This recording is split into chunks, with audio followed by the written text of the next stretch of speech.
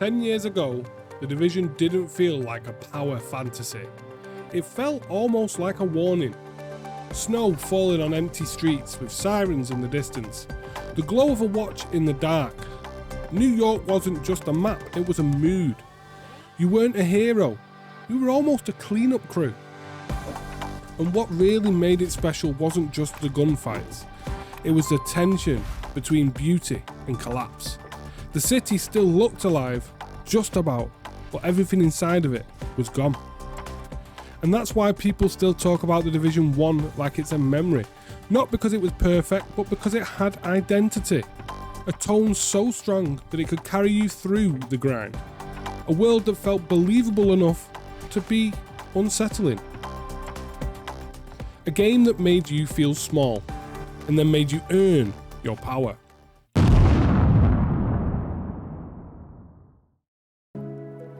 And that identity didn't die, it just evolved.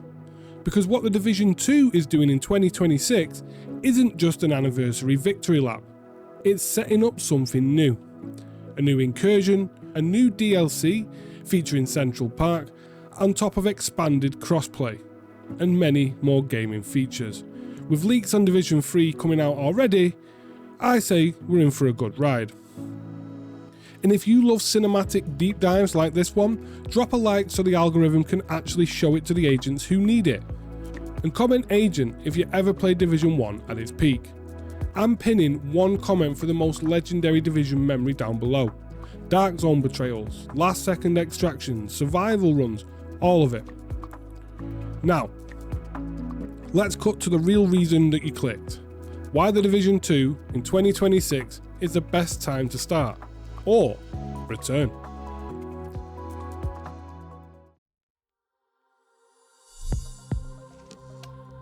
So here's the truth.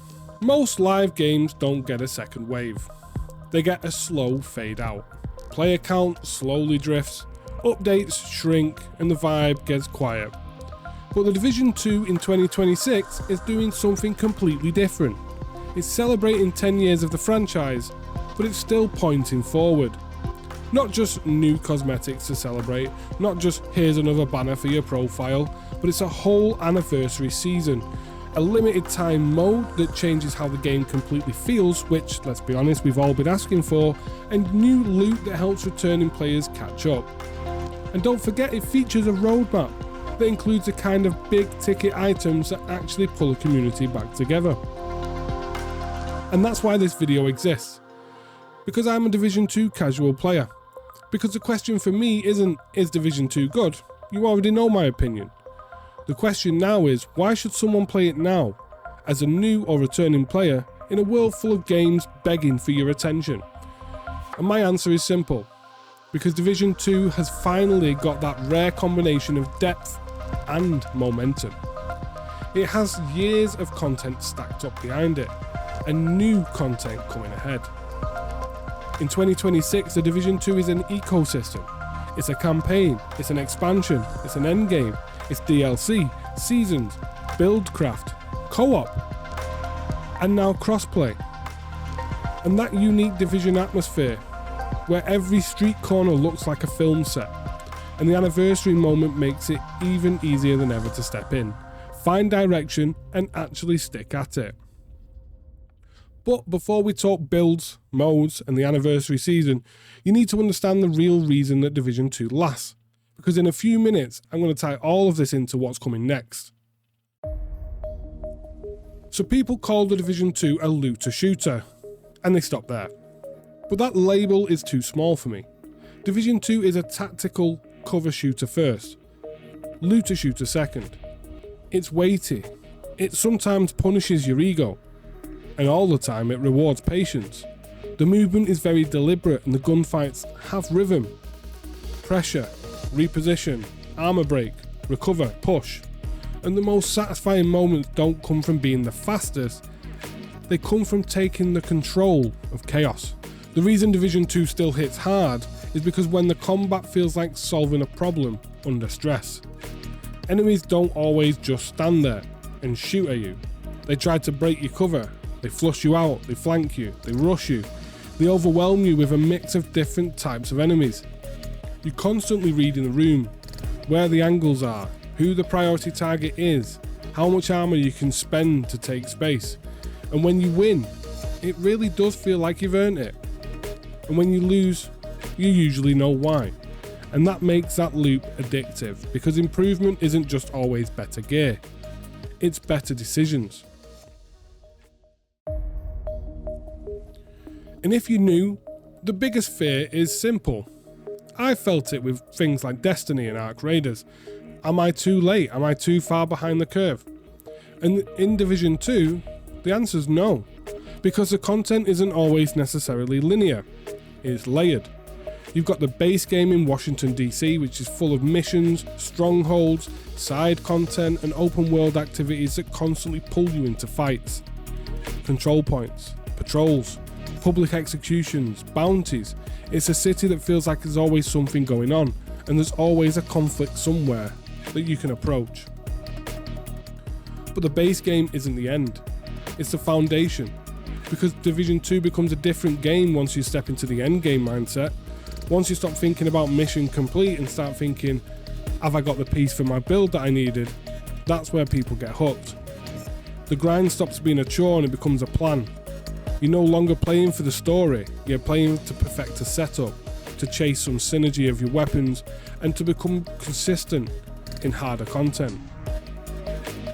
And then when you add the expansion content into the equation, especially Warlords of New York, Battle for Brooklyn DLC, for a lot of players, Warlords of New York is pretty much a pivot point.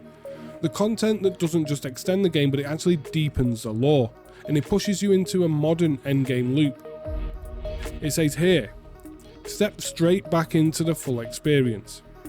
And that, for me, is one of the biggest core selling points of the Division in 2026. It doesn't feel like a game with different modes, it feels like a world with different layers. There's always something you can do that matters, something that improves you, teaches you, or moves you towards a goal. But the anniversary content is where the game gets smart, because it doesn't just add more stuff. It makes returning easier right before the roadmap heats up with expanded crossplay and the new Incursion, and new DLCs, which we'll talk about later. So the anniversary season isn't just a celebration. I look at it as a reactivation. It's the game saying, we remember the journey, and we're still building. The season window creates new energy, it creates a reason for veterans to log back in, it gives returning players a clear time to jump back in whilst the community is still active again, and it gives new players a reason to start now instead of one day. And the best part, it's designed almost like a guided tour. It's not just grind the same thing again. It's curated rewards, it's limited time experiences such as Realism Mode, and a loop that constantly taps you on the shoulder and says, hey, here's something else that you might have missed, why don't you go and grab it? This is how you revive a community, this is how you make it easy to return. And Division 2 is doing that through anniversary rewards and systems that reduce friction. The caches matter because they help players re-enter the loot system without feeling lost again. The event structure matter because it makes the game feel alive. It's not always, again, about more content, it's about different directions. And that direction is leading somewhere. Because after the anniversary window, the game points towards bigger stakes, especially with the promise of a new Incursion and a Central Part DLC that screams Division energy. That's the art we're building towards, and let's be honest, as players, we've been dying for a Central Part DLC since Division 1. Realism Mode is one of the new additions that tells you a lot about the developer's mindset. Because it's not designed to make you stronger or the game harder, it's designed to make you care again. It strips away comfort, it turns down the safety nets, it reduces the UI and forces you to pay attention to everything, the environment and your choices, not necessarily your HUD. And that completely changes everything, especially for a cinematic player like myself.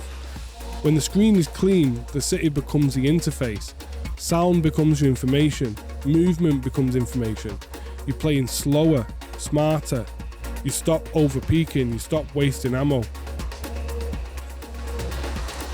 You start treating fights like survival, and suddenly the mood from Division 1, the tension, the realism, the vulnerability, It feels closer again, even inside Division's 2 system-heavy sandbox. For cinematic content and content creators, this is an absolute gift. The only thing that it's missing is to completely remove the HUD, which unfortunately you have to use a mod.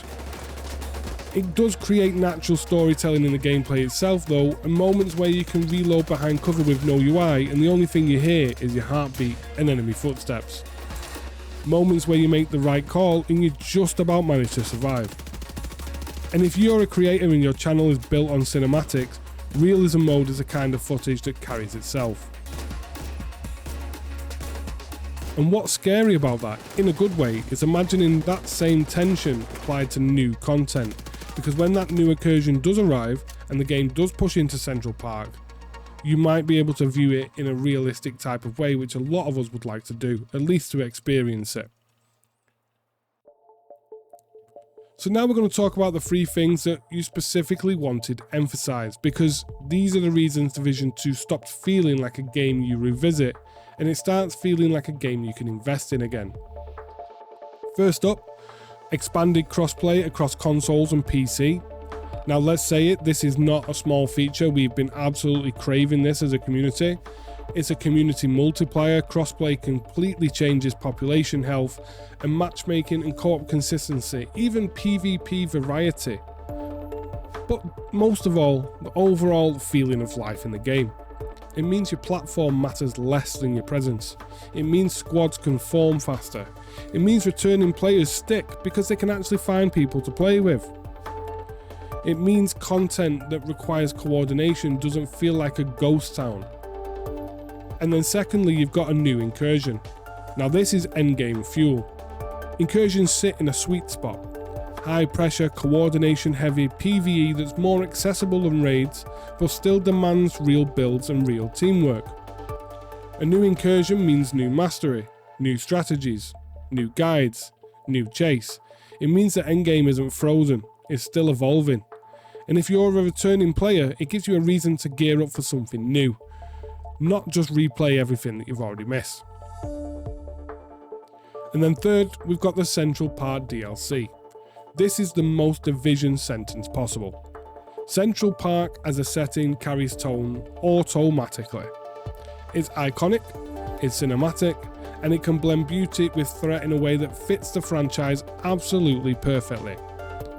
A new DLC zone also means new narrative, a new place for secrets, new routes, new farming patterns, and even new lore. And that brings a collective community feeling of discovery again. And when you combine these 3 updates that are planned, you get something really rare. You get a game that even after a decade isn't just celebrating its past, it's setting up its next era. And if you've stayed this far, the final section is where I bring it all together. The emotional and the practical reasons, and I'll tell you exactly how to jump in right now so you're ready when the new Incursion and the DLC does land. So I say, absolutely you should play The Division 2 in 2026, because it has what most games don't. It's a complete ecosystem that you can fall into, and a forward path that still feels real, even after so much time. The anniversary gives you a reason to start today, it makes a game feel alive right now, and it gives you a clean re-entry if you've been gone for a while. It gives you something cinematic and tense with Realism Mode, and it gives you new loot and events to build momentum. And then it points forward towards the kind of additions that actually matter. Crossplay, the new Incursion, and the Central Park DLC that can bring that Division 1 energy full circle. 10 years later, the city didn't heal, the streets didn't forgive, and the world didn't learn. But us, the agents, we adapted. Welcome back to The Streets Agent.